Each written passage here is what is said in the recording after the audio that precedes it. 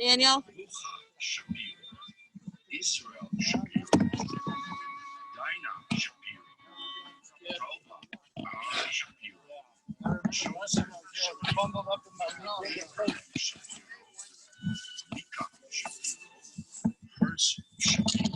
Why is it sliding? It wasn't sliding before.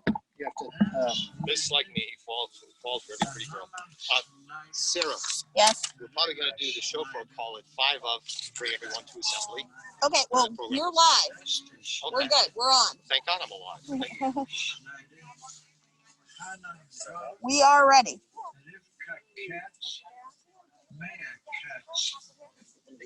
Awkwardly never, but okay. Testing one.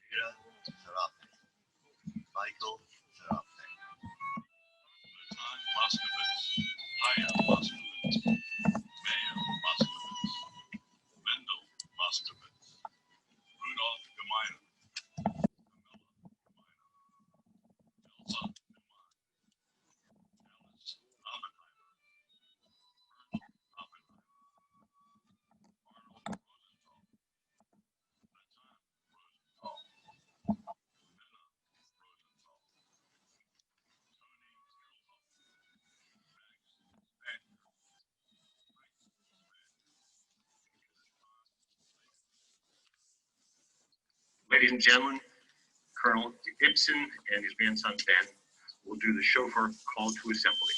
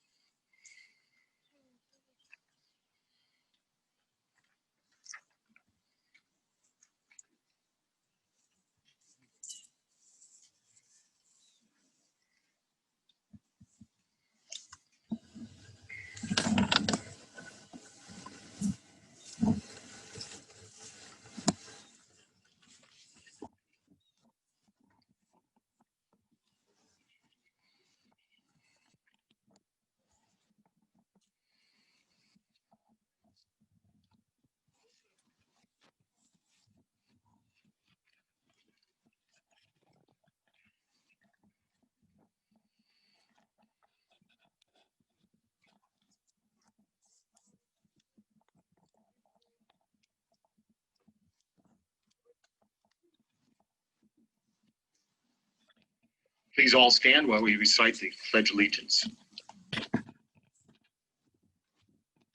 allegiance to the flag of the United States of America and to the republic for which it stands, one nation, under God, indivisible, with liberty and justice for all.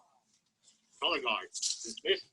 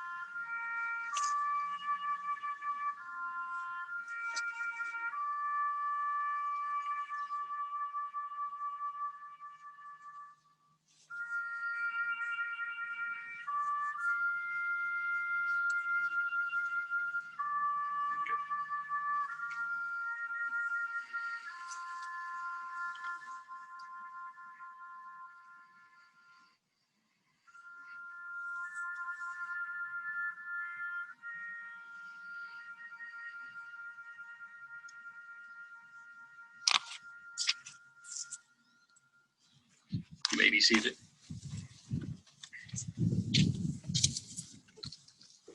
Welcome to our annual Kristallnacht Remembrance Service. My name is Alex Kaisch. I'll be your host for today's program. For the sake of full disclosure, I am not a survivor. I'm a refugee. Surviving infers victimhood. I'm not a victim. Our nation was built and populated by refugees, strong, virile, potent, not survivors. Words have meaning. I want to extend a warm welcome to Israel's Rudy Rahman, a champion of our people, who is joining us virtually today from Sofia, Bulgaria. He travels to where the greatest need to stand up for the Jewish people is. Why do we gather here each year on the Sunday nearest the anniversary of Kristallnacht? Certainly it's to honor the memory of our loved ones whose names appear on the wall behind me. They have no graves and were murdered in Europe for their faith. But also we gather here because we must remember, so such a tragedy never happens, never again, ever to any people anywhere in the world. And to remember the persecution of Jews in Europe did not end on VE Day, May 8th, 1945. It ended 3 years later on May 14th, 1948, with the birth of the modern nation of Israel, the only country in the world where Jews are offered safe haven. A 2018 survey revealed that 1/3 of all Americans and more than 4 in 10 millennials do not know which war the Holocaust is associated with. Historian and the librarian of the US Congress, Daniel Booston, gave us an apt analogy. Trying to plan for the future without a sense of the past is like trying to plant cut flowers. Zakor, Zakor, remember, remember, we must seize the day, because who controls the past controls the future. Who controls the present controls the past. This is an Orwellian maxim. Here at this gathering, we control the present and thus the future, and may it be so forevermore. We're very fortunate that today we have 2 family speakers. Dr. Limor Glazer-Schwalm will speak out to our in-person audience, and Rudy Rahman will speak to our virtual audience. Rudy Rahman, the son of Sephardic mother and an Ashkenazi father, was born in France and grew up moving around the world from Paris and Miami, Los Angeles, Palo Alto, Israel, New York, Singapore. At the age of 17, he voluntarily enlisted in the IDF paratroopers to proudly serve as a sniper in the elite 101st Brigade, where he serves today as a reservist. After the Army, Rudy chose to attend Columbia University because it was the #1 anti-Semitic campus in America. There he founded a grassroots pro-Israel campus movement. And after 2 years of very hard work, they became the strongest university Zionist group in the world with over 800 members. They're revolutionizing campus discourse through groundbreaking activism. The Columbia Campus Group quickly became the flagship for the several international Zionist movements, which spread to over 50 countries. Rudy, you're on. Can everyone hear me? My dear friend,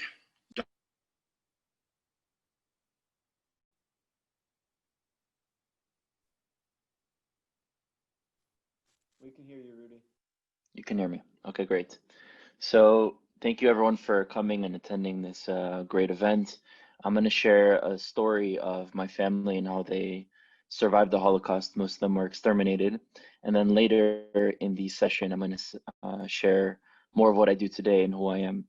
So like the speaker said, my mother's side was born in Oujda in Morocco. But today we're here to speak about the persecution on my father's side, which were born in Kristallnacht in Poland. My grandfather, as a young child at the age of 3, with his family, moved to France and hid in attics in order to survive the war.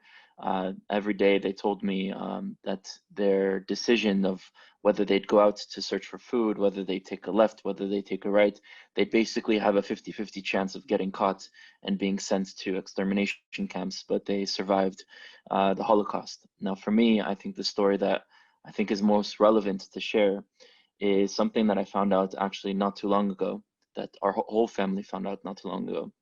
Basically, my great-grandfather, so my grandfather's father, had brothers and sisters in Krasnik that didn't go to France with his family, and that at some point when the war began, they lost touch. They couldn't communicate. Everyone was in hiding.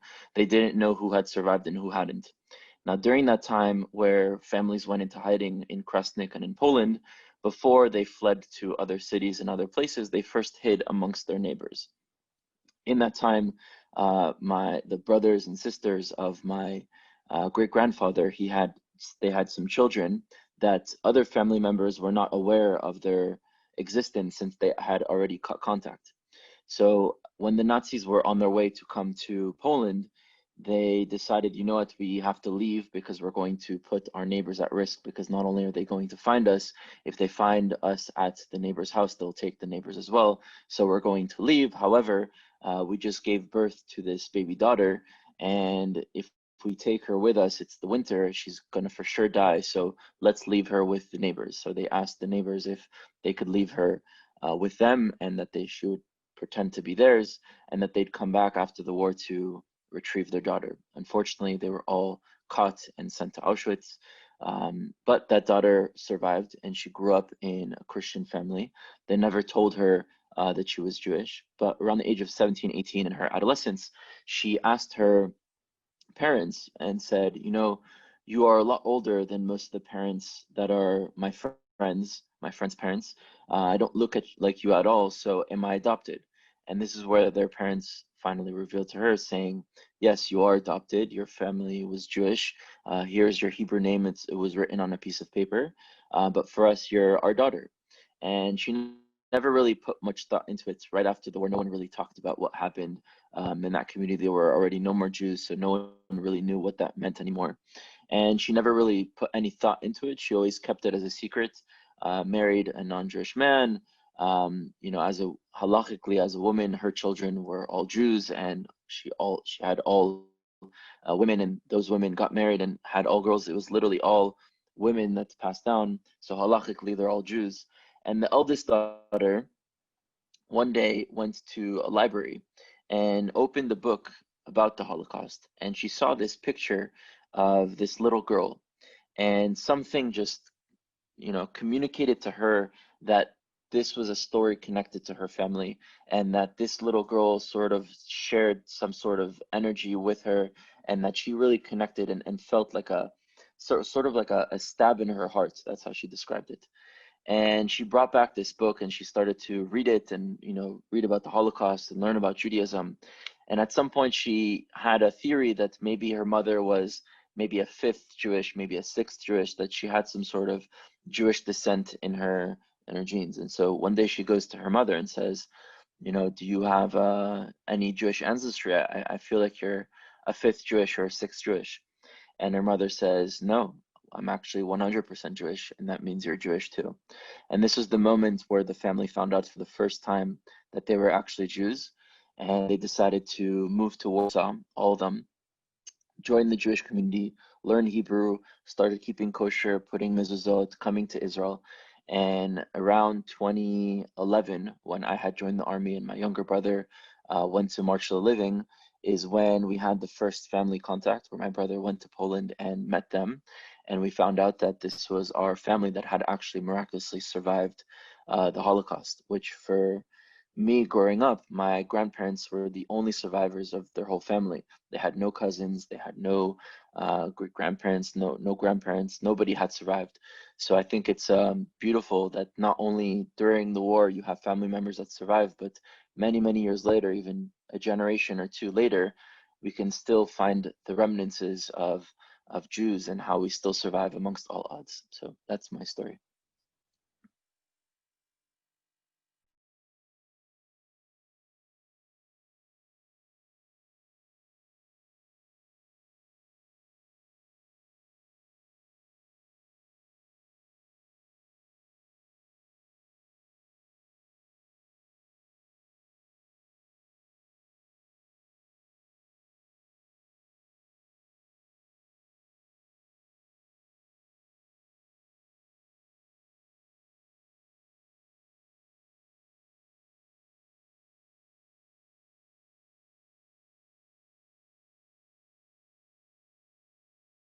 In 1963 for further education, and 10 months later, I was born.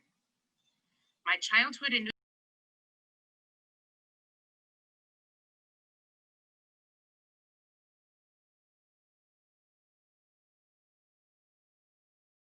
grandmother spoke Russian, French, my grandfather Romanian, my father Yiddish, and we all spoke Hebrew and English. There was life and song and the American dream, but there was also a secret part that wasn't so great, but not allowed to be discussed ever. Being in a family of memories of horrors in the Holocaust. In New York City, there's a constant sound of sirens, ambulances, fire engines, police. During every single siren, my mother's face would turn white. Years later, I learned that her entire childhood, she threw up constantly during air raid sirens. My parents worked hard, saved every penny, invested in our Jewish educations, kept a low profile, and never ever bought on credit. Our house was bought in cash by two immigrants who worked as teachers in Jewish schools, juggling 2 to 3 additional evening jobs each to save for us to go to college. Fast forward 20 years. I finished pediatric medical school. I'm now living in Richmond. I take my mom and my 2 toddlers to Theater 4 on Broad Street to see The Sound of Music. During the show, a large swastika flag opens up, and my mother runs straight out of the building onto Broad Street, hysterical. We will never know what my mother drags around in her memories her entire life. She refuses to discuss her life at wartime. The damage was never addressed. Even now, she shuts down. Her entire life, she lived with fear, real fear in her childhood. Then fear as an immigrant, twice, and with insecurity and paranoia. So many times she has whispered to me, "Don't tell anyone we're Jewish, they'll hurt us." She suffered with her secret memories and fears for 83 years, but she did right by my brother and I. Although she did not have a Jewish education, my brother and I were provided with a strong Jewish education and a great respect and love for Israel. Israel saved both of my parents. Israel saved my Russian cousins who emigrated there in the 1970s and enjoyed religious freedom for the first time.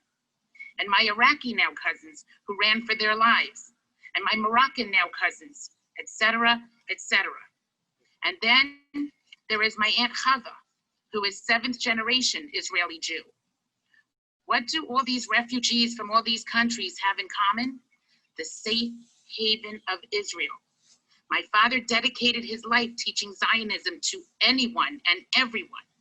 Here in Richmond, my dear friend Natalie and I started the first Zionist education group open to Richmond on Facebook. Richmond Loves Israel. Israel was born at a time when it was a safe haven for Holocaust survivors and continues to be a safe haven for Jews persecuted in all corners of the world. Anti-Semitism is real and worsening every year. It must be met with education, with knowledge of history of Zion, and strong support for our brothers and sisters in Israel. My family was in Europe for Kristallnacht's horrors and more, but now we have Israel. Those who survived those horrors, their grandchildren, are now soldiers in the IDF protecting Israel. My own family, just on my mother's side, served as combat soldiers in all Israeli wars starting in 1967, with 1 dead and 2 seriously wounded. We did and continue doing our part, many as line soldiers now. On my father's side, my 3 first cousins all served in the IDF, as do their children now. 11 months ago, while showing our girls our heritage in Israel, it was their cousin, Bar, who was protecting them with his hands on the Iron Dome, ducking on the ground as missiles dropped overhead from Gaza with only seconds of warning. These are all children of family members who survived Kristallnacht and the horrors of the Holocaust. So what is our part? To keep their stories alive. Invest in Jewish historical education. Behave and live as if my family members are your family members, because they are. Join Richmond Loves Israel on Facebook and learn how you can strengthen our community's unity and support for Israel. It is up to us to teach our families and friends our history and to become involved in our communities. Kristallnacht happened at a time when there was no Israel.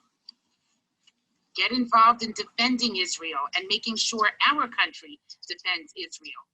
Kristallnacht was not so long ago. Say with me, never again.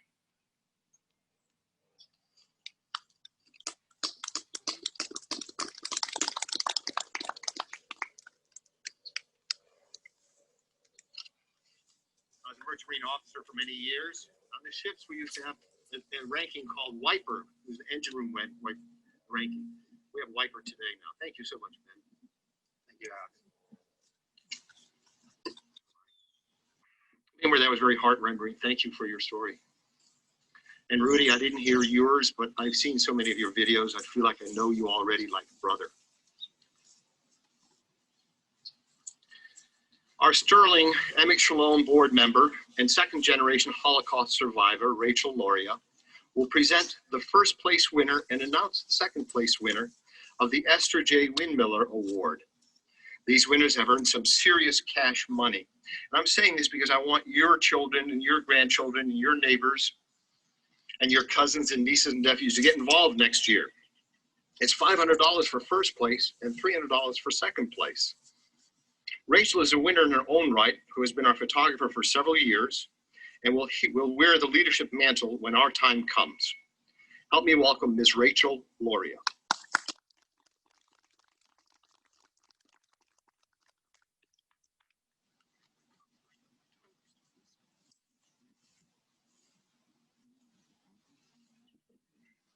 This will be the cleanest podium.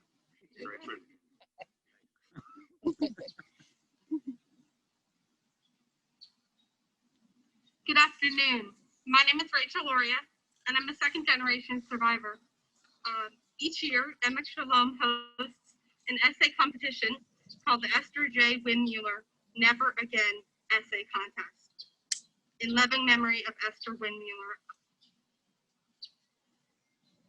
We ask participants to write an essay about how to teach others and fight anti-Semitism.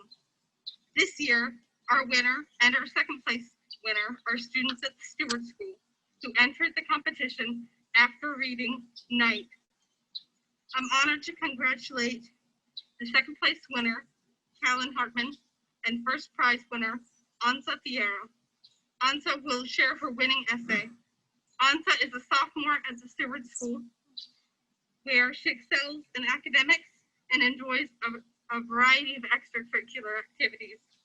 She hopes to see a world with more tolerance and understanding, a healthier climate, and less homelessness in her lifetime. Please welcome Ansa Fierro.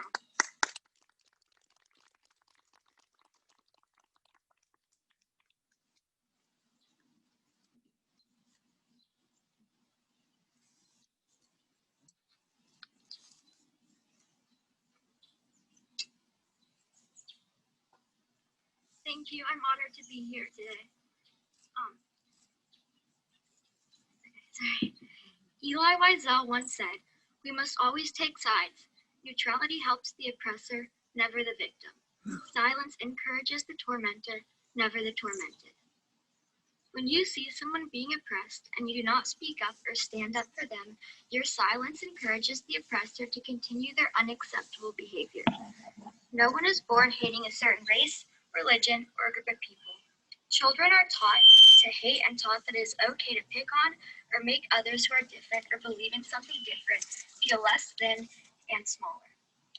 When we accept that there will always be hate and there will always be the hated, we allow a vicious cycle to continue. By our silence, we accept the current rising tide of anti-Semitism. But through education, remembrance, and refusing to remain silent, we can all play a part in stopping hateful acts. By educating the younger generations, we can teach love, not hate, and we can teach tolerance. No matter what God you believe in, the color of your skin, or your sexuality, we are all brothers and sisters. Teaching everyone how to love and accept each other is one way to help stop the fast-growing tide of anti-Semitism, not only in the U.S., but worldwide. In addition to educating people about bigotry, remembering all the hate and all those who are silenced in mass genocides like the Holocaust is critical to putting an end to anti-Semitism. Whether it's lighting a candle, talking about what happened during World War II, visiting memorials, or recognizing a National Week of Remembrance, we must never forget the dangers of authoritarianism and anti-Semitic beliefs. When we remember what these violent acts have caused, and we reflect on the suffering, we expose anti-Semitism to the light. We must never remain silent or neutral. By doing so, we allow hate to escape the truth, distort it, and use lies and misinformation as weapons to spread the seeds of anti-Semitism. As Mr. Wiesel said, we must always take sides. When faced with anti-Semitism or any bigotry against any group, this means standing up, being heard, educating people about the Holocaust, and never, ever remaining silent.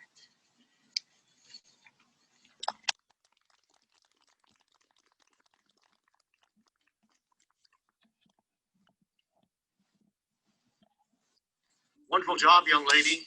You're going places. There may be a vacancy in the White House in a few years.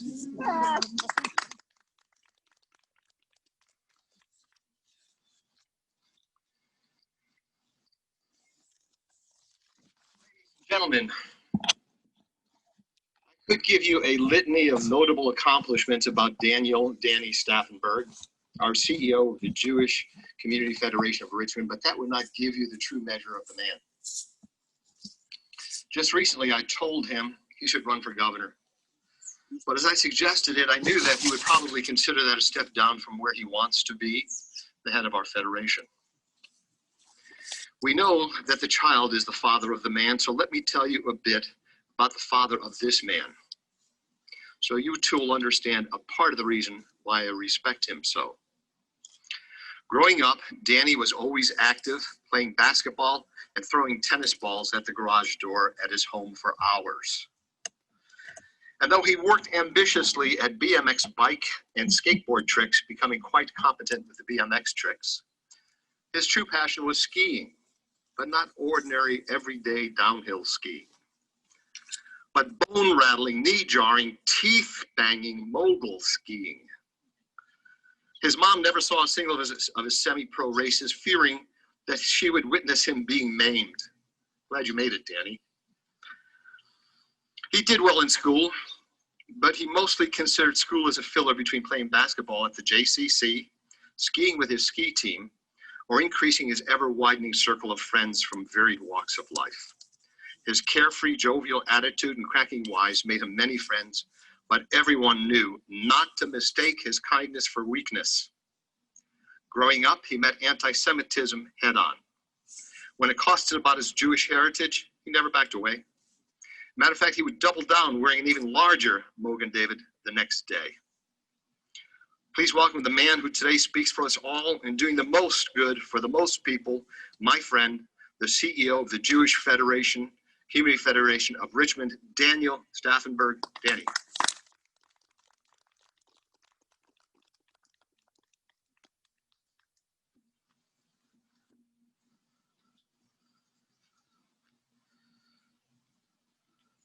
So I'm gonna have to find out who you're talking to. Thank you, Alex. Cookie and Ben, thank you for taking care of this sacred space on behalf of our community and all of those involved at Emek Sholom Holocaust Cemetery. It was one of the first visits I made when I came to Richmond. I'm not sure if Ben or Cookie showed up at my door, or you know what, it was Inga for sure. You've got to come to this place. And when I walked here, I knew that we had something special.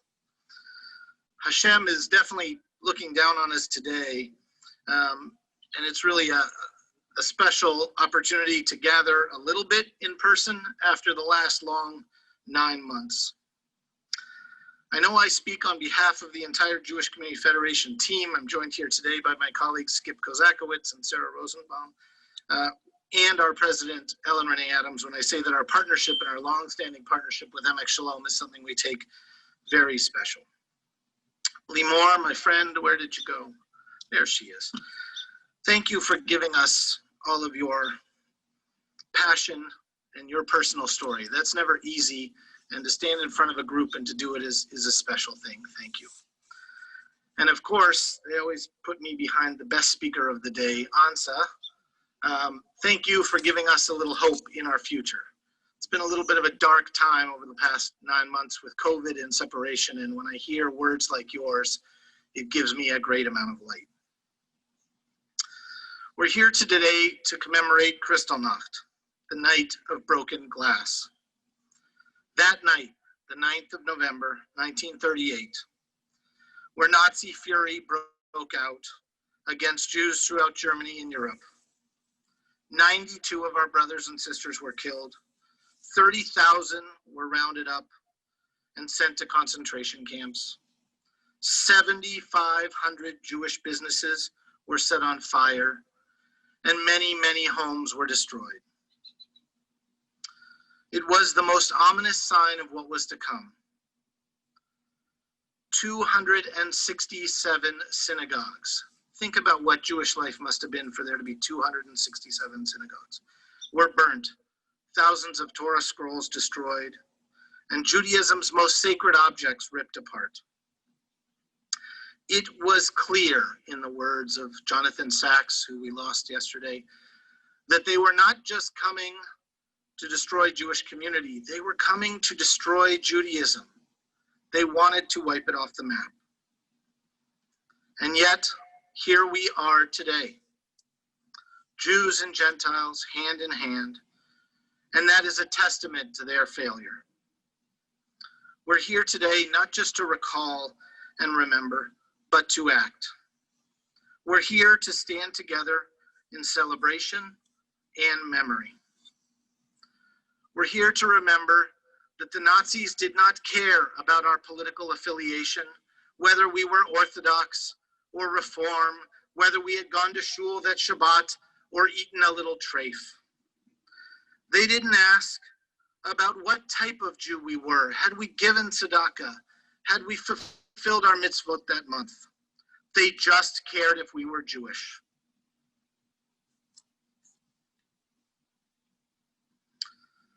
They also didn't ask about our lot in life, what contribution. They just came for the Jews.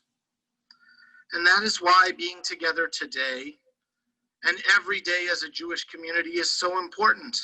We are a people that gathers. We are a people of a community, and we always have been. It is why we must recall in these difficult times that everyone is created in God's image, and that is a major proponent of Judaism. We're reminded that we are responsible for one another. We are responsible for Jews of all places, practice, and political backgrounds. We do not always have to disagree, but we have to be there together. We are responsible, as Ansa said, to finding the light in everyone, even those we may not agree with. It is what has made our community so special and what will guide us to the next generation.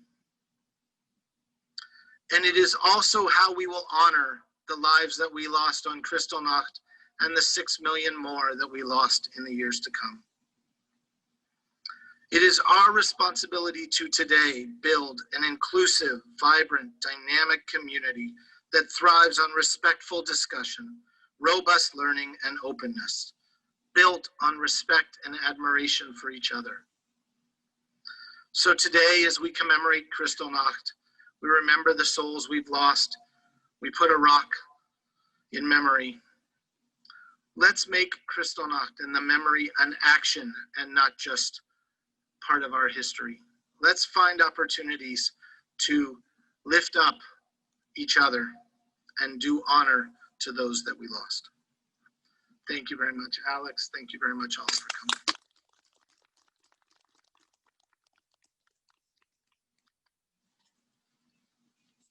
Ladies and gentlemen, at this time I'm going to ask our board members and our honor guard to go ahead forth and light the candles.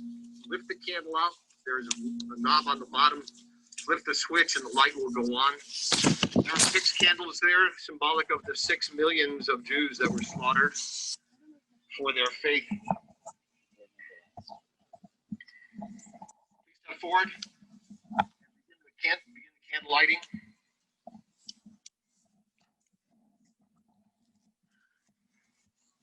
This is an honor reserved for a few. We're short on hands today, so I'll ask for volunteers. Is there anyone here that's head of the Richmond Federation? Oh, there's the president. You want to light a candle for us? No.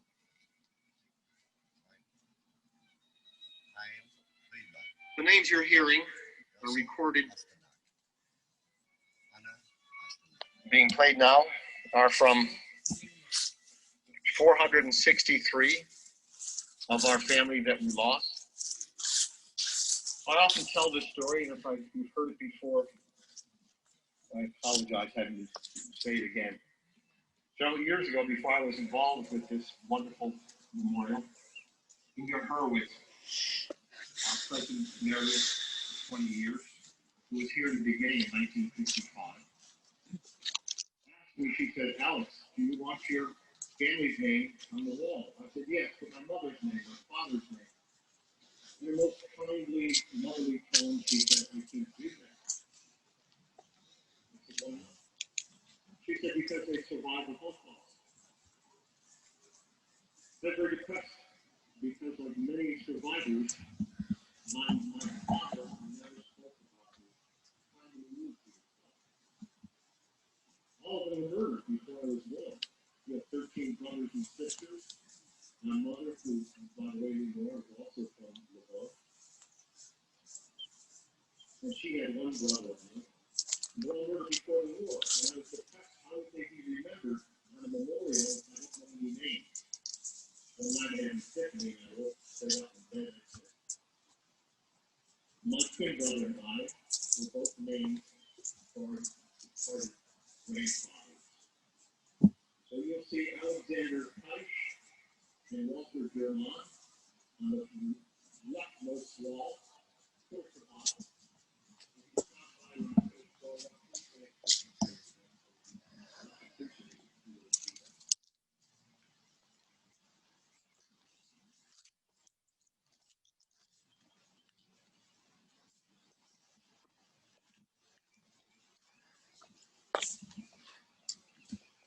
We always said that this is the second oldest Holocaust memorial site in North America.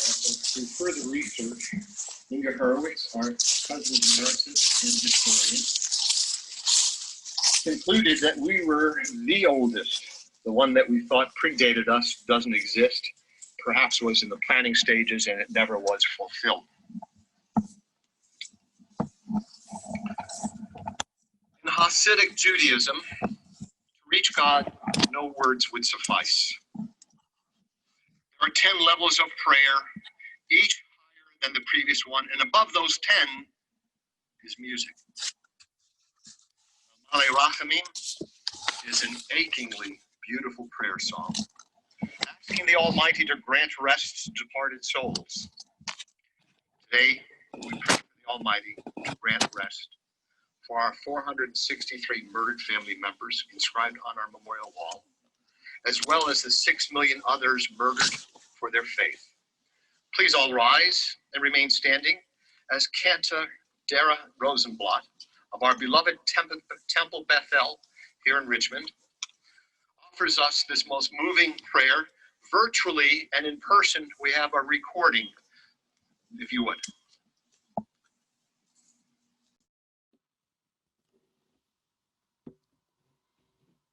El Malei Rachamim, Shochen Bameromim, Hametzei Menucha Nechona, Tachat Kanfei HaShechina, B'malot Kiddoshim U'Teorim, Ki Zohar HaRakia Mazhirim. Lenishmot kol eila shehizkarnu hayom livracha, shehalechu leolamam, b'gan eden tehi menuchatam. Ana Baal harachamim, hastirem beseter kenafecha leolamim. Utror bitror hachayim et nishmotehem. Adonai unachalatam, ve'yanuchu v'shalom al mishkevotehem, v'nomar Amen.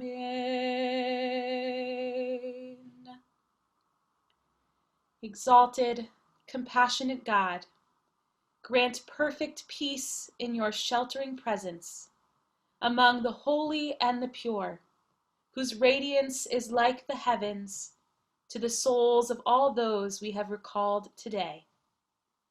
May their memory be a blessing, and may they rest in paradise. Master of mercy, may they find eternal shelter beneath your sheltering wings, and may their souls be bound up in the bond of life. Adonai is their portion.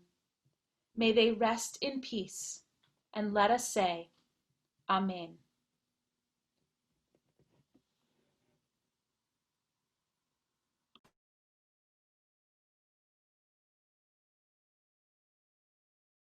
Bound up in the bond of life. May they rest in peace, and let us say, Amen.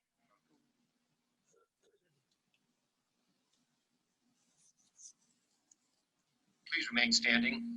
Ben Kuttner is going to lead us all in the Kaddish.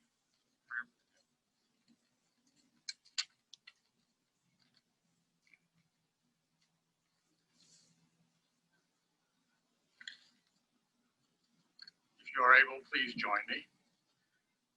Yiskadal, Yiskadash, Shemei Rabbah. Yoma, Divra, Kirutei, Yamlich Malchutei, B'chayechon, Yomechon, B'chayei Dechol Beit Yisrael, B'hagalah, B'vizman Kareim, Libru, Amen. Yehei Shmei Rabbah, B'varach, B'olam, B'olam Maya. Yitbarach, V'yitabach, V'yitahar, V'yitnatz, Armam, V'yitnasei, V'yitalal, V'yitalel, V'yitalal, Shemei D'Kudishat, V'yifil. V'eila Mikol B'rata, V'shirata, Tishbechata, V'yachamata, V'lamiran, V'yalma, Libru, Amen. Yehei Shlama Rabbah, Min Shemaya, Chaim Aleinu, Yalkol Yisrael, Imru Amen. Oseh Sholom Bimramav, Hu Ya'aseh Sholom, Aleinu Yalkol Yisrael, Imru Amen.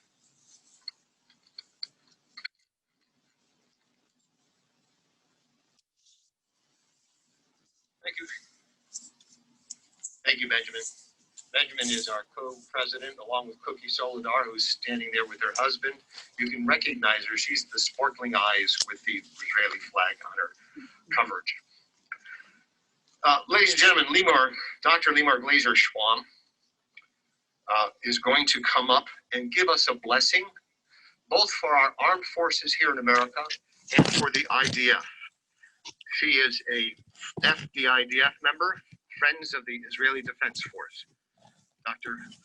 Glazer-Schwam.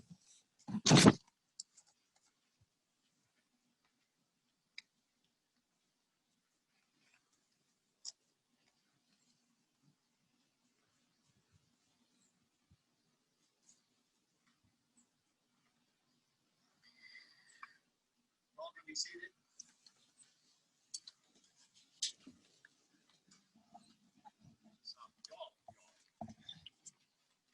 Almighty God, on high, omnipotent, sovereign, bless the valiant soldiers of the American military forces and the Israeli Defense Forces who risk their lives to protect the welfare of your creation. Benevolent God, be their shelter and fortress, and do not allow them to falter. May harmony dwell in their ranks, victory in their battalions. Fill their hearts with faith and courage. Protect them on land, in the air, and in the sea. Guide them in peace, lead them toward peace, and return them speedily to their families alive and unharmed. As it is written, God will shield you from all evil. God will guard your soul. God will safeguard your departure and arrival from now and forevermore. Grant us true peace in fulfillment of the prophecy. Nation shall not lift up sword against nation, nor shall they learn war anymore. Lo yisa goy el goy cherev, lo yilmedu od milchama. Let all the inhabitants of the world know that dominion is yours, and your name inspires awe upon all that you have created. May this be your will, and let us all say, Amen.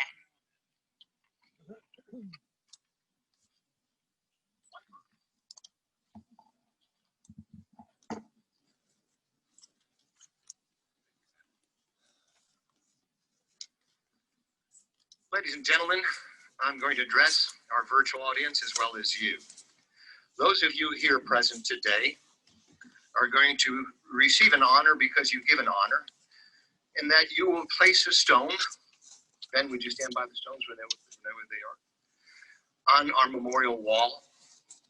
This is to let anybody know who passes by that someone who loved these people, whose graves are unknown to us, has remembered them and left that stone in that memory.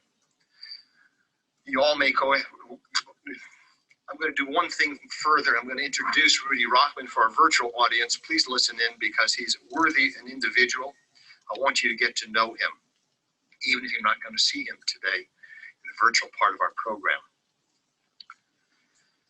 Alan Dershowitz once observed that the world can accept a dead Jew, a conquered Jew, a defeated Jew, but the world can't accept a victorious Jew. Rudy Rockman has swayed many thousands, as he will sway you with his calming yet intensely passionate rhetoric, using logic and historical fact, speaking in English, French, or in Hebrew, to change that detestable dynamic. Ladies and gentlemen, words have meaning. In 2018, Rudy was chosen for 36 Under 36 Award of the most influential Jews in the world for work and activism. He runs his own businesses and is a sitting delegate in the World Zionist Congress for the Vision Slate. He's also a leader in other grassroots movements like LAVI, which focuses on ideologically and intellectually empowering young Jews and allies, or High Bayit, which unites Israeli and Palestinian activists to create a better collective reality for all inhabitants of the land without giving up on the aspirations of either population. Rudy also sits on the board of the Israel Innovation Fund, which showcases the story of Israel. They're promoting authentic Israeli culture and sustainable initiatives. He's considered a social media influencer with over 100,000 followers, creating educational viral content aimed at shifting the global ideological and political conversations regarding the Jewish people and Israel. His work primarily focuses on empowering Jews and allies, uniting sectors of Israeli society to craft a better reality for all living in the land, and generating innovative ways to combat anti-Semitism. Haile Selassie, the late Emperor of Ethiopia, inherited the title, the Lion of Judea. By the authority of no one, but from the depths of this Jewish heart, I bestow upon you the title that you earn each day. I anoint you, Rudy Rahman, as the young Lion of Judea. Please welcome to our virtual audience, welcome back Rudy Rahman, our young Lion of Judea. Rudy, it's yours, man. Take it home. That was one of the best intros I've ever had in my life. I'm honored to experience that. So I'll tell a little bit about my story. It's right now 10 p.m. in Bulgaria. I spent the whole day traveling 6 hours to Tzaddik's grave, where this man, Harav Papo, was a person who gave his life for his community, was a doctor, and there's an amazing story behind it. So we traveled 6 hours there, 6 hours back, and I made it just in time to make it for this event tonight, my night and your day. So my story starts in France, where both of my parents were first generation born there. As I said before, my grandfather side on my father, they were born and raised in Poland, but left and survived the Holocaust by living in France. On my mother's side, they were born in Oujda, which is on the border of Morocco and Algeria. And in 1948, there was a massacre of the Jewish community, which led most of the Jews to flee Morocco, and my family ended up in France. So both my parents were first generation born there. I was second generation. At the age of 3, my family decided to move to Israel. Then age of 5, moved to Miami. And that's kind of been the theme of my life, moving around to different places every 2 years, to Palo Alto, to Los Angeles, to New York. My family spent a year in Singapore and in Israel, and back to Miami, back to Singapore, back to LA. And all the time, I grew up with this sort of identity crisis where I never had this home base. I never had this identity of one place that I came from. And especially growing up in Miami, which is a very unique place within the US, where no one really identifies as American, even if you're first or second generation born there. Most people identify as Argentinian, Venezuelan, Cuban, Haitian, Jamaican. And so growing up, I was always labeled the French kid. Even going to a Jewish day school, we had Maccabi games at the JCC, and there were always different teams, and I couldn't be part of any of the teams that existed there. So every single year I'd be on a different team dependent on where my friends would go. But that sort of caused an identity crisis within me, because when I'd go to France, I was the American cousin. In America, I was the French kid. My father's Ashkenaz, my mother's Sephardic. I grew up completely Sephardic because my father adopted the culture that my mom had in the household, because with his parents growing up during the Shoah, they didn't really pass down much Ashkenazi culture. So I was raised Sephardic, yet going to a Jewish day school until high school. I was always told that I was Ashkenazi because my father's Ashkenazi. And then I'm also Jewish, and I'm also Israeli, and I'm also Moroccan, and I'm also Polish. And apparently who I am depends on who's asking me that question or where that question is being asked. And that created a huge frustration inside of me, where I no longer wanted to give the answer that someone wanted or expected me to give, but wanted to give the answer that I had for myself. And at the age of 7, everything changed for me. I took a trip to London with my mom and my younger brother. We got on the board of the red tour bus, the double-decker that does the tour of London. And as we got on the bus, my mom was wearing a shirt in Hebrew that said Emet. It was a shirt that she got in from Tzfat, which is a city in the north of Israel. And as we got on the bus, my mom gives the bus driver the tickets, and he sees my mom's shirt, and he asks her, "Is that written in Jewish?"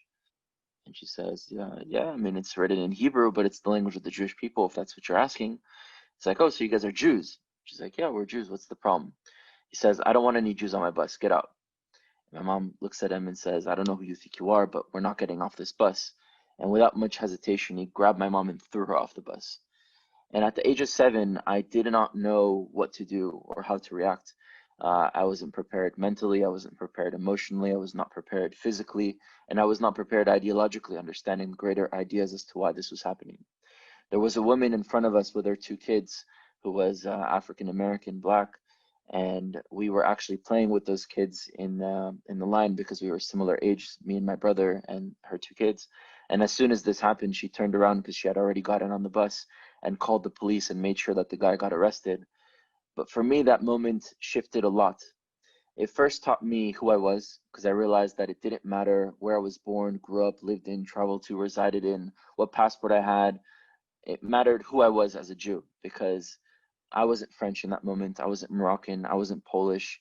I wasn't American. I wasn't Ashkenaz. I wasn't Sephardic. I was a Jew. And so that moment made me ask deeper questions. What does it even mean to be a Jew? Because we're always told that Judaism is a religion. And yes, to how Jews talk about religion, it means this is our culture, this is our identity, this is our relationship to spirituality, this is elements of our language and our history and everything together. This is Judaism, this is our religion. But the world defines religion a little bit differently than how we define it in our own communities. They define it as a belief system that's based on the belief in a God, deity, book, or a prophet. So if you don't believe in that God, deity, book, or a prophet, you are not a part of that belief system. Hence, if we look at Christianity, if you reject Jesus and the New Testament, you are not a Christian. If you reject Muhammad and the Quran and Islam, you're not a Muslim. If you reject Buddha and his philosophies, you're not a Buddhist. And to become a Christian, you accept Jesus and you become a Christian. To become a Muslim, you accept Muhammad and you become a Muslim. To become a Buddhist, you accept the philosophies of Buddha and you identify as a Buddhist. But when we apply those same standards to Judaism, even if one does not believe in the Torah or Hashem, they're still Jew, not any more or less than anyone else. And if one were to decide out of the blue that I accept Hashem, that doesn't make them a Jew. They'd have to go through a process of adopting an identity, a history, a culture, a value system, a language, aspirations, traditions, suffering that comes along with being a part of that collective people. So I understood very quickly that Judaism wasn't really a religion in the sense of what the word means and what this word applies to other religions, but it was really the portable suitcase of my identity.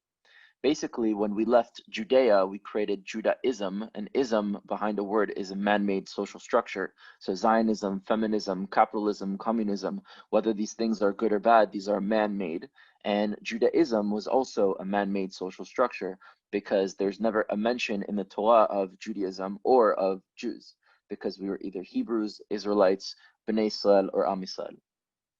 And what I realized in that moment is that religions are basically ideas that spread across borders. So if you are a Nigerian Christian, an Argentinian Christian, and a Chinese Christian, you are 3 different peoples, 3 different cultures, 3 different histories, aspirations, and languages, but you believe in the same idea. But when we look at Judaism, it's more so physical people that were forced out of a physical place, a civilization, and in order to preserve our identity and to pass it down to dor vador with the aspiration of one day Shana B'Yerushalayim coming back to our homeland and reviving that civilization, that's what Judaism was. So I realized that I was a Jew. Now I asked myself even deeper questions. Well, why am I a Jew if I'm from the tribe of Levi from both sides of my family? My mother's side are Kohanim, and that's a sub-tribe of Levi, and my father's sides are Levi. So why am I called a Jew if I don't come from the tribe of Judah? Well, like I said before, the reason we're called Jews is because we came from a civilization at the time called Judea, and so we all became known as Jews, practicing something called Judaism, which was the preservation system of our identity and culture. So in that moment, it made me realize who I was, that no matter where I was born, grew up, lived in, traveled to, I would always be a Jew, and that other places are my temporary experiences, my physical birthplace, places where I could have deep appreciation to and a connection to, but I don't think was fundamental to who I am eternally, just temporarily. And the second thing that that moment taught for me is it made me promise that the next time that I'd have to deal with something like this, I'd have to be prepared. I couldn't not know what to do. I couldn't not be prepared emotionally. I couldn't not be prepared physically. I couldn't not be prepared intellectually or psychologically or ideologically. I had to be prepared for the next moment of anti-Semitism. So growing up in Miami, I, right away at a young age said, I'm going to join the army in Israel after high school. Age of 17, graduated high school in Miami and left to Israel. I served in the paratroopers brigade as a sniper. After my service, I moved to Los Angeles, where I started to attend UCLA and Santa Monica College simultaneously. I did 2 years of the school in 1 year. And in that year, it's really where BDS and these anti-Israel movements on campuses started to arise, especially on UC campuses. In fact, in 2013 was the first year that they tried to pass a BDS resolution at UCLA, which we fought against it and turned it down. But that year really taught me what was happening on college campuses. There's these groups that claim to be pro-Palestinian, and the reason I say they claim to be pro-Palestinian is because when Palestinians are dying by the thousands in Syria, or suffering by the hundreds of thousands of refugee camps in Lebanon, or not having equal rights in Jordan, or suffering on the border of Gaza and Egypt, they never talk about them. They only talk about Palestinian suffering only when it has to do with Israel. And of course, there is tremendous amount of Palestinian suffering, whether in Judea and Samaria, the West Bank, whether even in Israel proper sometimes, or definitely in Gaza and in the diaspora around the world. But when you selectively cherry pick instances of Palestinian suffering, remove all the context that exists behind why that situation exists, and then use that as political ammunition to try to blame the whole situation on another side, not only is this the formula for anti-Semitism, which is basically finding the source of suffering or struggle of a community or society or situation and blaming that all on the Jewish people, but is also anti-Palestinian because it is not in their agenda or goal to actually bring Israelis and Palestinians together to build a better future together. It is in their interest to use Palestinian suffering only when it fits their narrative to continue this zero-sum game agenda of it has to be either pro-Israel or pro-Palestinian. And when I realized this, I asked myself, okay, well, how are they spreading this across the campus? And the way that they're doing this, and the reason why universities are so important, it's not because they're just the future, they're the future of the political and ideological class of the next generation. So most people coming out of college campuses end up being the future lawyers, businessmen, people in media, people in politics.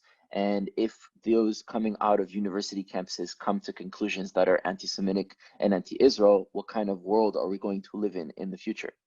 So the way they spread this agenda across campuses is basically they use something called intersectionality.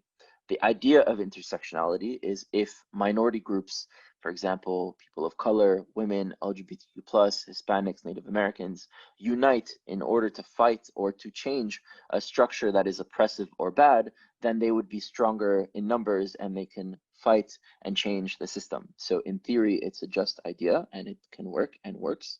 But the way that they use this in practice is that they go to each community, the Black students on campus, the Hispanic students on campus, the Native American students, the women, the LGBTQ+ groups, and all other groups.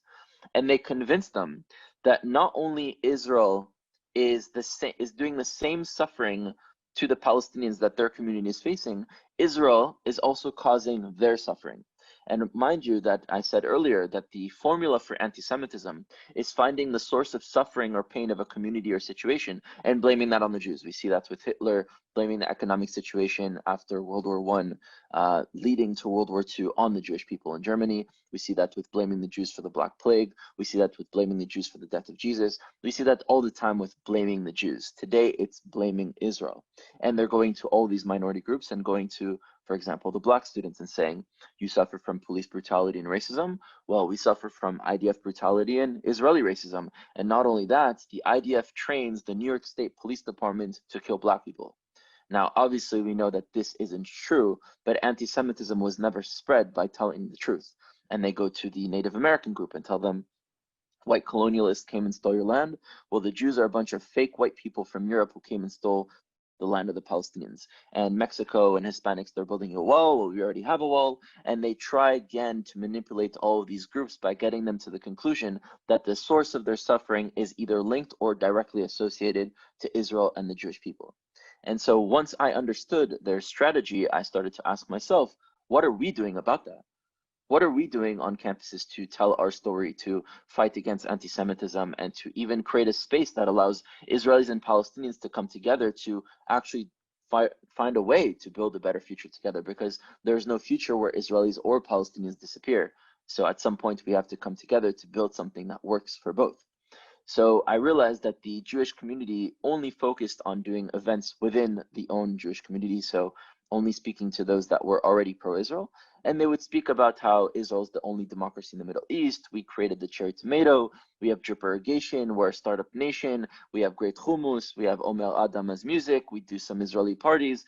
And they would never do something that answered the fundamental question on campus, which is, why does Israel have a right to exist, and who are the Jewish people? And I realized that if I had to give an analogy to explain the situation, it's almost as if you had two sports teams. You had Team Israel and Team Anti-Israel. Team Anti-Israel was practicing, recruiting new players, training, getting the best facilities, making sure that they're the best team in order to win the championship or the match or the game. And Team Israel is on the sideline bench talking about how their jerseys are made with Israeli technology while whispering to each other and not even playing the game. And then we ask ourselves, why are we losing? Well, it's because we're not even doing anything about the situation. After a year there, I realized that a lot of the Jewish world and the organizations were talking a lot about BDS, but BDS in itself is not a movement. It's a branch off of a larger tree. This tree, which is called anti-Semitism, anti-Zionism, has many different names throughout history. It's formulated in many different ways, expressed in many different ways. But BDS is basically just a resolution for which a student government gets to pass on a campus saying that we want the university to divest from the campus. So let's take UCLA, for example. The student government, even if they were to pass a bill saying that we want the university to divest from Israel, just because the student government passed the bill doesn't mean the university has to do anything. In fact, it's illegal in most places for universities to divest from Israel. And even if UCLA divested from Israel, how much money is it invested in Israel in the first place that it would affect Israel? Now, yes, it would be a symbolic loss and something painful for something like that to pass, and even further for the university to take such measures. But I realized that the loss is not if BDS on a campus passes or doesn't pass, it's the fact that it's even acceptable to be a part of the conversation. Every single year they try to pass this resolution, and every single year they demonize, delegitimize, and hold double standards to our people, to our identity, and to our future. And so after a year at UCLA and Santa Monica College, I took a year off to travel to Asia with my friends after the army. I wanted to experience a different part of the world and to learn and to grow. Traveling is a big part of my life. I feel I gained so much experience and knowledge from seeing places which we can learn in pop culture and movies and in books, but to actually go there, experience and meet different people, hear different histories, perspectives, it's something that I grow a lot from. And when I came back, I decided I wanted to transfer to Columbia University because it was listed as the #1 most anti-Semitic school in North America. And I was sick and tired of hearing everyone making excuses as to why they couldn't do something, or I'm not going to go to this school, it's too anti-Semitic. I'm not going to go to that school, it's too anti-Israel. So I transferred to Columbia and I created a grassroots student movement that wasn't right wing, that wasn't left wing, that wasn't one state, that wasn't two states, that wasn't even only for Jews. We had many non-Jews as a part of our movement. When you look at other rights, human rights movements, whether it's women rights or black rights, it wasn't only black people fighting for black rights. It wasn't only women fighting for women rights. So why, when it comes to Jewish rights, should it only be for a closed Jewish community within our own little shtetls that we've created?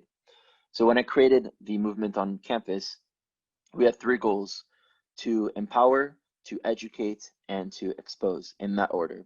Empower means to give the tools to the next generation to be able to stand up against anti-Semitism. Unfortunately, most communities in the diaspora and also sometimes in Israel have failed the next generation. We've taught our next generation how to be Jews in theory, but not Jews in practice. So we know the holidays, we know the songs, we know some of the history, but we don't know how to debate. We don't know the narratives against us, whether it's from neo-Nazis or anti-Israel students on campuses. We don't know how to do public speaking. We're not given the courage to deal with a professor that's anti-Israel and how to address that situation. We're not given the tools and creating coalitions and talking about Israel to the right or to the left. And so we come to a campus which is an ideological war zone without any sort of weapons, intellectual weapons that give us the ability to actually stand up for ourselves. And again, we ask ourselves the question, why are we losing? It's because we're not doing what we need to do in order to be successful. And so the whole part of empowerment was to give those tools to the next generation, to students. We would do training sessions every other week, how to do public speaking, how to debate, how to talk about Israel from the right to the left, how to understand counter narratives, how to understand other elements of history, how to create more holistic narratives that allows people that are pro-Israel and pro-Palestinian to simultaneously exist and to fight for both without having to choose one or the other. And all these tools that, to be honest, should have been taught to this next generation before they reached the campus level. The second thing was to educate. It's our responsibility to narrate the story of the Jewish people in Israel to the university and to the world. You wouldn't want to hear about black rights from KKK members. You wouldn't want to hear about women rights from misogynists or from LGBTQ plus rights from people who are anti-LGBTQ plus. So why is it that those talking about the story of the Jewish people in Israel are those that are anti the Jewish people and anti-Israel? And we need to be the ones that narrate that story, but also in a language that actually targets our younger generation in intellectual spaces.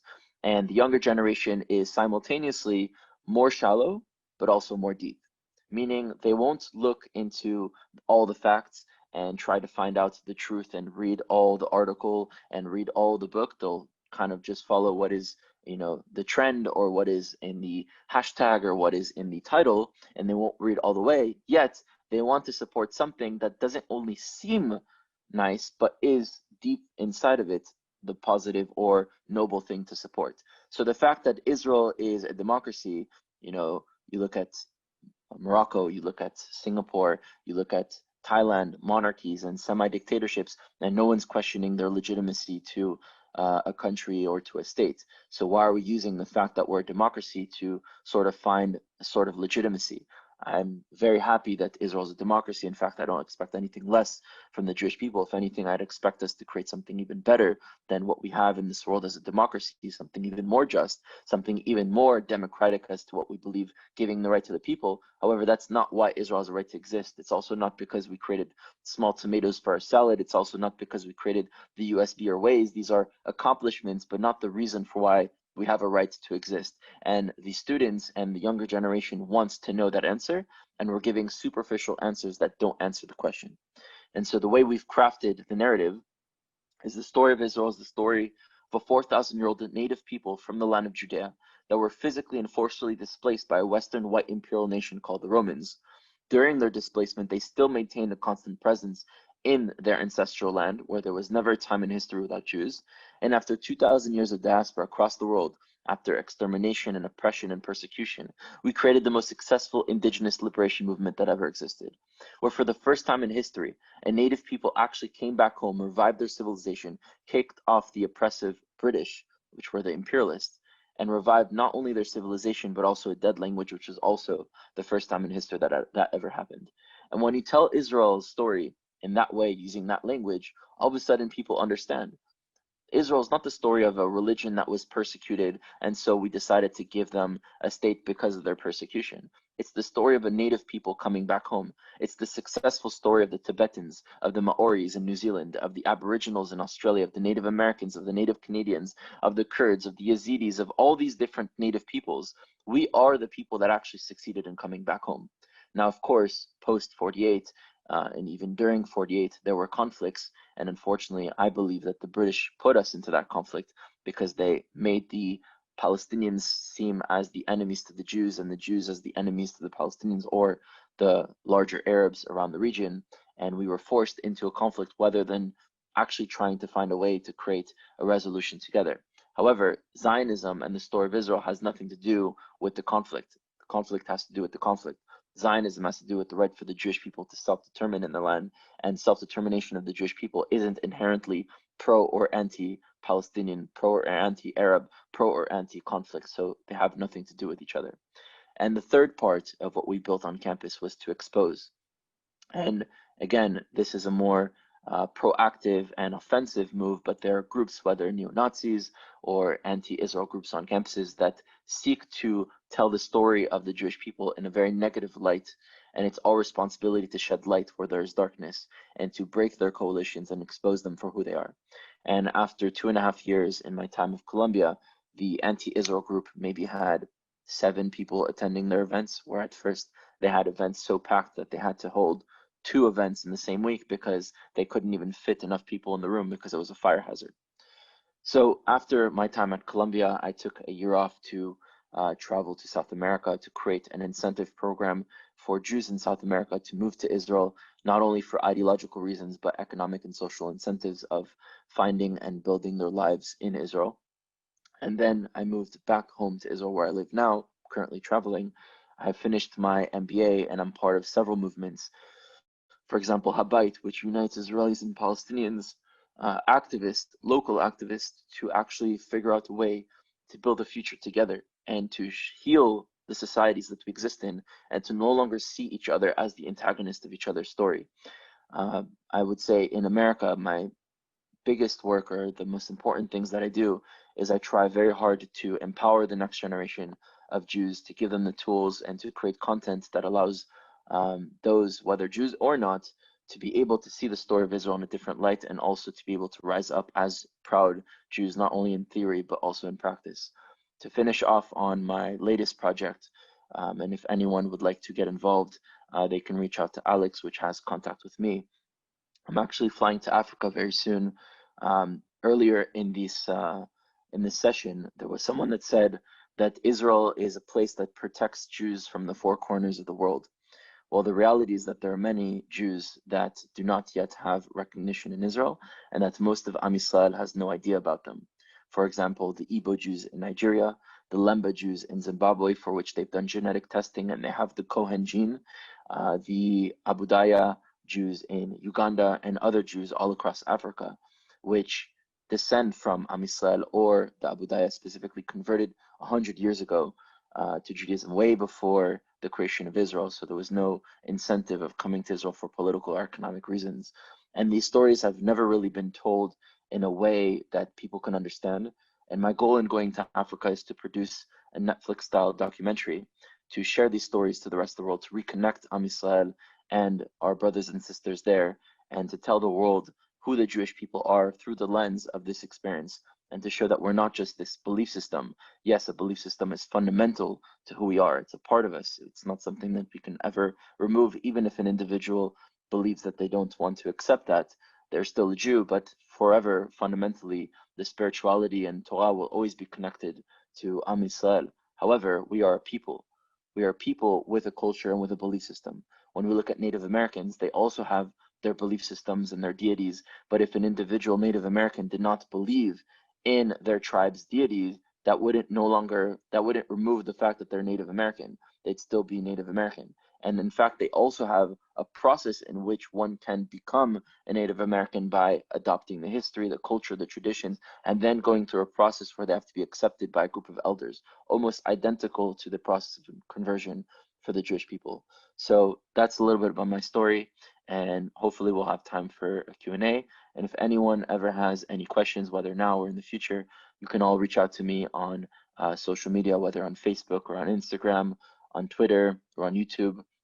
You can look up my name, Rudy Rockman, and I'll do my best to get back to you as soon as possible.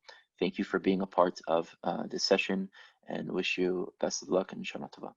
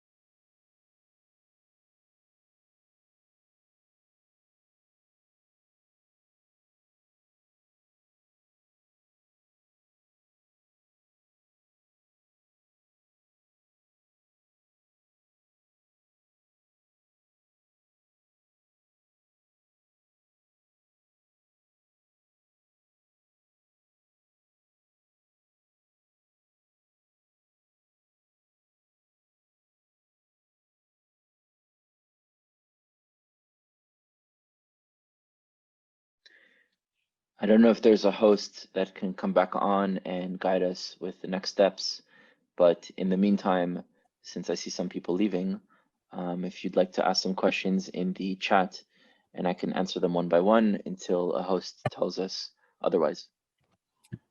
Rudy, I'm here. I'm Megan Kelly, the marketing manager at the Federation. We actually did get a question from somebody. Are you offering programs to train college students to continue your work educating people on campus? Yeah, so we have several different programs. I'm part of a movement also called Levy, which tries to train the youth, not only on college campuses, but also in high schools and in middle schools, and also to do programming for teachers so that they themselves can teach their classes within Jewish education, whether that be in summer camps, in Jewish day schools, or in communities and JCCs and so on. So we do offer several different training programs and educational material. If you're interested in learning more, definitely reach out to me on Facebook, on Instagram, on any of the social media platforms. I'd be happy to share more information. But my main goal in what I do personally is to create content, because today we have access to millions and billions of people through social media. There are a lot of negative things that come with the internet, confirmation bias. You look up and you find the answers of what you want, even if it's wrong, or you end up in echo chambers where you hear the same opinions and you're not exposed to other opinions. However, there are also positives where when you create something, you can reach a lot more people than just word of mouth.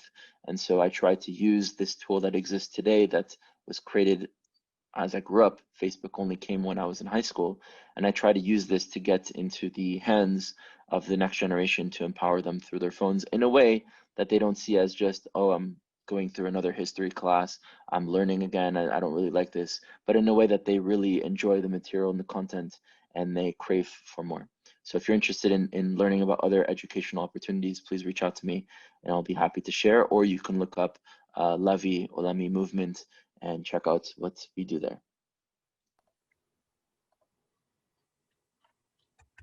All right.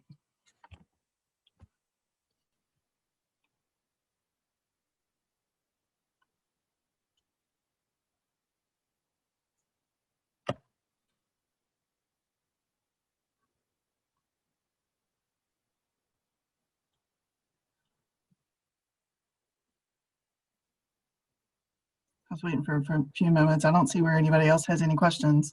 Oh, they asked, are you working with the Black Lives Matter movement?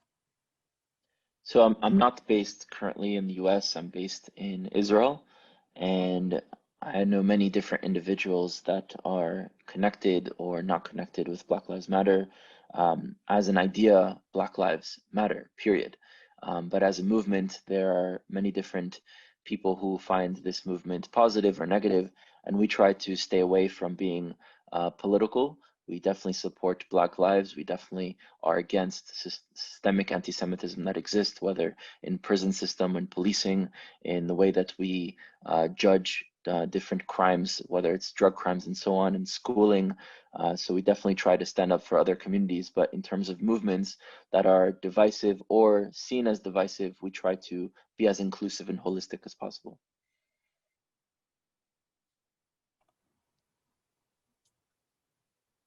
Alrighty. I think that'll wrap it up. Thank you, Rudy. And to everybody still on the call, we encourage you to attend the other classes that the Weinstein JCC is having for the rest of the day today for our Global Day of Jewish Learning. And thank you for attending our Kristallnacht program.